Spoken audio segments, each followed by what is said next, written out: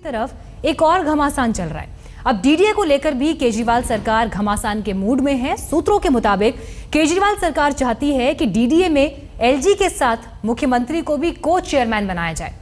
केजरीवाल ने बकायदा मधुकर गुप्ता कमेटी के सामने ये सुझाव भी रखा है। केजरीवाल सरकार ने यह भी इसमें मांग रखी है कि डीडीए में ऐसे अधिकारियों को रखा जाए जिन्हें दिल्ली की जमीनी हकीकत का पता हो। तो ये दो सुझाव अरविंद केजरीवाल और उनकी सरकार ने भेजे हैं मधुकर गुप्ता कमेटी को। अब देखना यह होगा कि इन सुझावों पर आगे किस तरह की प्रतिक्रिया आती है, किस तरह का रिएक्शन आता है। लेकिन बड़ी खबर यहां पर कि डीडीए पर भी कंट्रोल चाहते हैं अरविंद केजरीवाल। ये कहा जाए कि अपना हक चाहते हैं उस पर, इसलिए एलजी के साथ साथ सीएम को भी चेयरमैन को चेयरमैन बनाया जाए, इसकी मांग मधुकर गुप्ता कमेटी के सामने रखी गई है। आपको बता दें कि मधुकर गुप्ता कमेटी केंद्रीय शहरी विकास मंत्रालय की बनाई गई कमेटी है जो डीडीए की भूमिका की समीक्षा के लिए बनी है। कमेटी के अध्यक्ष मधुकर गुप्ता रिटायर्ड आईएएस हैं। वो डीडीए के वाइस चेयरमैन रखे गए हैं। पुनर्आकलन किया जाए, डीडीए का समीक्षा की जाए, इसलिए ये कमेटी बनाई गई थी। इस कमेटी में 14 सदस्य हैं जो 3 महीने में अपने रिपोर्ट देंगे और इस कमेटी के चेयरमैन एलजी हैं। और यहाँ पर अरविंद केजरीवाल ने ये मांग रखी है कि उन्हें यानी मुख्यमंत्री को चेयरमैन बनाया जाए इस कमेटी का। और इस वक्त हमारे साथ कांग्रेस नेता हारून यूसुफ जुड़ गए हैं, उनसे हम बात करेंगे। हारून साहब, यहाँ पर एक तरफ तो आपकी पार्टी सीधे सीधे अभी अरविंद केजरीवाल और उनकी सरकार पर यह आरोप लगा रही है कि उन्होंने वादे पूरे नहीं किए, जो भी मैनिफेस्टो में बातें थी वो पूरी नहीं हुई। लेकिन दूसरी तरफ अरविंद केजरीवाल ये कह रहे हैं कि डीडीए में भी उन्हें हक मिले और उन्हें को चेयरमैन बनाया जाए इस कमेटी का।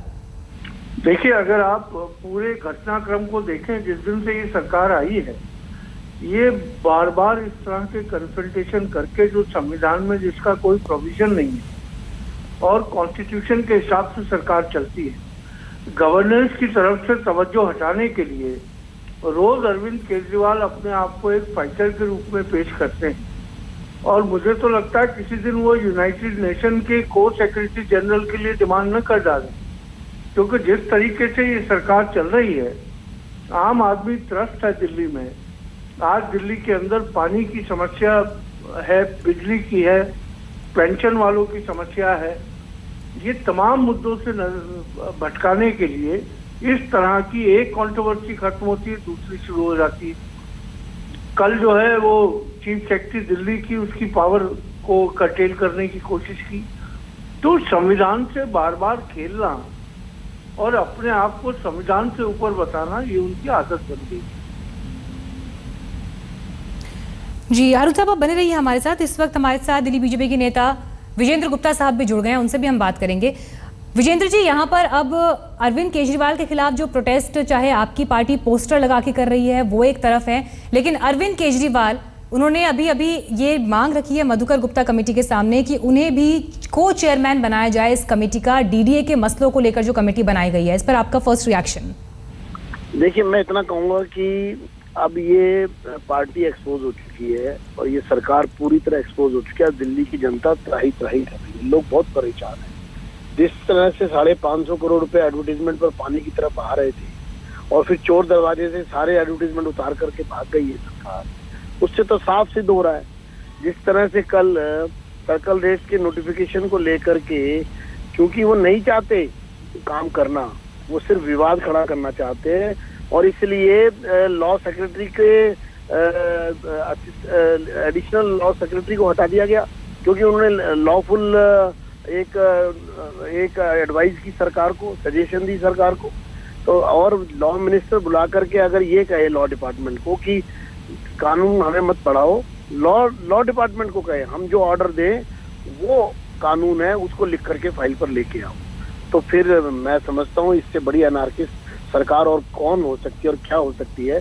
बहुत तकलीफ हो रही है, बहुत दुख है मन में कि दिल्ली की जनता ने कितने विश्वास के साथ एक ब्रूट मेजोरिटी, एक प्रचंड बहुमत दिया जिन लोगों को, और उन्होंने वो किस तरह से विश्वासघात कर रहे हैं, दिल्ली की जनता की भावनाओं से खिलवाड़ कर रहे हैं। मैं इनकी कड़ी आम आदमी पार्टी और केजरीवाल सरकार की कड़े शब्दों में निंदा करता हूं और मैं ईश्वर से यही प्रार्थना करूंगा इनको सद्बुद्धि दे भगवान चलिए विजयन जी, 5 आप भी वर्ष बने के रहिए लोगों हमारे साथ हारून यूसुफ साहब भी लगातार बने हुए हैं।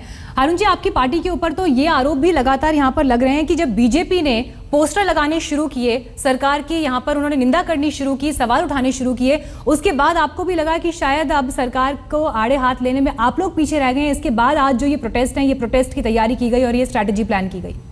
एडवर्टीजमेंट का मामला हो, प्रदेश कांग्रेस के अध्यक्ष अजय माकन उसको लेकर जो है कोर्ट में गए और वो कोर्ट की वजह से ही तमाम पोस्टर विड्रॉ किए गए। आज पूरी दिल्ली के अंदर जो है लोकपाल के ऊपर जो है जो वादा इन्होंने किया था, जिस पर सरकार छोड़ के गए थे कि हम जन लोकपाल की वजह से इस्तीफा दे रहे हैं, आज ना तो दिल्ली में जन लोकपाल है ना लोकायुक्त है। तो ये मुद्दे हम उठाते रहे हैं और ये आज की बात जब से ही सरकार बनी है इसकी कमियों नहीं, को सवाल ये उठ उजागर रहा है कि आपका ये प्रोटेस्ट जो आज चल रहा है ये ठीक उसके बाद आया जब दिल्ली में जगह जगह बीजेपी ने पोस्टर लगाए। नहीं, ऐसा ये बिल्कुल बेबुनियाद बात है। कांग्रेस पार्टी की अपनी एक नीति है, उसी हिसाब से हम चलते हैं। तो कौन क्या कर रहा है उसको देखकर नहीं चलते। दिल्ली के लोगों की क्या आशाएं हैं कांग्रेस से, क्या सोचती है, एज ऑपोजिशन हमें क्या रोल निभाना है, और उसी को लेकर हम इनको एक्सपोज करने के लिए जो दिल्ली के लोगों से खिलवाड़ कर रहे हैं ये जी। चलिए शुक्रिया हारून यूसुफ साहब आपका हमारे साथ जुड़ने के लिए। विजेंद्र गुप्ता साहब भी हमारे साथ जुड़े हुए थे। सर आपका भी थैंक यू हमारे साथ बात करने के लिए।